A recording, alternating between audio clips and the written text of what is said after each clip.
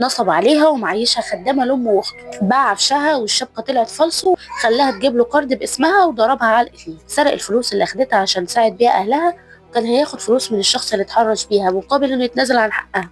وجايه في الاخر في كل برود تقول له اوعدني ما تكدبش عليا تاني. ده انا حشائي انفجرت من كتر الغيظ. مش كده يعني يا جدعان؟ للاسف في بنات كتير زي موناليزا بيضحك عليهم باسم الحب. واللي شاغلني اكتر حسن اللي الرجوله عنده في ذمه الله، ولا المشهد اللي كان جاي فيه من المستشفى متضايق بعد ما اخته عملت عمليه اجهاض، واخته طبعا مش متجوزه، وكان بيقول لامه وهو متعصب وبيزعق موضوع اختي ده زاد عن حده قوي، قولي بعد كده تاخد بالها. لا والله، لا بجد، اكبر مثال للشخص النطع، مفيش رجوله ولا في حتى احساس. انا فعلا دلوقتي عرفت ابو حسن اتشل ليه. ما هم اللي بيحصل يا جدعان، بس العيله دي كلها كوم، ومحمود اخوهم كوم تاني مش طالع زيهم خالص.